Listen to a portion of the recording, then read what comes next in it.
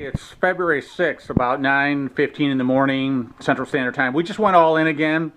And for anybody who's following what we've been doing over the last 6 or 7 weeks on this YouTube channel, it can be painful at times. Last week hurt, I'm not going to lie about that. I was just talking to my partner. Both of us were expecting, a seven-figure payoff, quite frankly.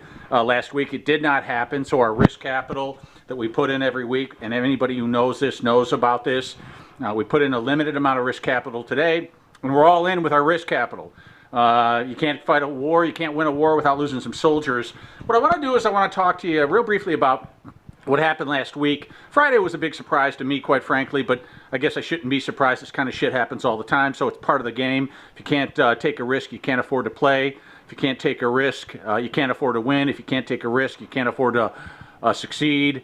It's just the way it goes. But again, the payoffs here are so extraordinary, so out of the ordinary. It's very difficult for most people to conceive of what we're doing, which is basically putting risk capital in every week for the last 6 or 7 weeks. This channel's been up and betting against the biggest financial bubble of our lifetime, the NASDAQ stock market, as well as the fix and flip market. We're not betting against that, but we see those as very analogous to each other. I want to talk real briefly about what the Fed did last week. They quit their job again. And I've never seen federal officials more reluctant or unable to actually do their job. I mean, we have signs of inflation bubbling all over the world today. Food inflation, cost of goods and services, employment inflation. We have full employment, and we're moving forward much quicker on that in the U.S. and around the world.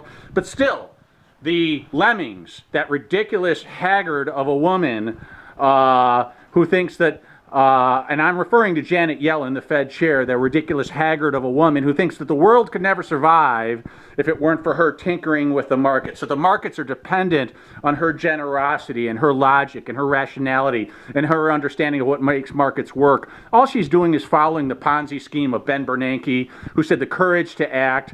They basically have committed the biggest financial Ponzi scheme in the history of the universe, and it is a time bomb on the balance sheet at the Federal Reserve. The Treasury bond market continues to fall.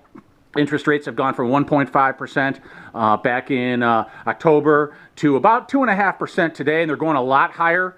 They're going a lot higher, and neither the stock market or the fix and flip market is prepared to act. But what I want to address real briefly is the Fed's failure. It's disgusting with all of this. What they want to do is they want to fight a war, but they don't want to fire a shot till they see the whites of their eyes.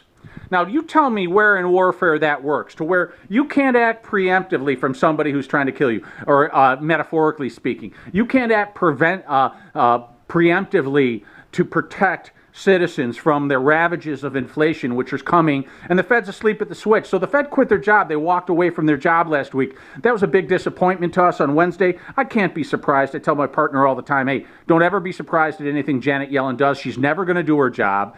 It doesn't matter. The Fed is asleep at the switch, and we've got the biggest inflationary bubble in the history of the world, with the biggest bubble in the history of the world, which is the U.S. Treasury bond market, getting ready to explode because the Fed doesn't care about controlling inflation. They want to see ravaging inflation before they move rates up from 0 or 0.25% or 0.5% or whatever kind of disaster fucking ridiculous ass level they've had them at for 8 years. You can't have it both ways, guys. You can't have great growth and low interest rates. It doesn't go together. It's like night and day. They're polar opposites. They can't work together. So it's not an if, it's a when. We crush this NASDAQ trade, this short NASDAQ trade. We're taking a limited risk, a very limited risk, isolated risk. We know what we're risking every week. If it pays off, we get paid huge, massive payoffs. If it doesn't, we lose a little bit of money and we come back and we brush ourselves off and do it again like we did this week. I'm putting this video out here, trying to keep this real. In real time, about 10 minutes ago, before I picked up this phone and recorded this video, we went all in again with our risk capital on the week. NASDAQ's, what is it? NASDAQ's 5,700, close to 5,700 NASDAQ, give or take. I lose track because it flips around so much, mostly moves up.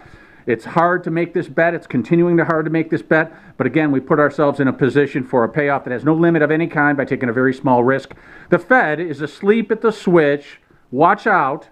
It's not an if. It's a when. Market's going to blow.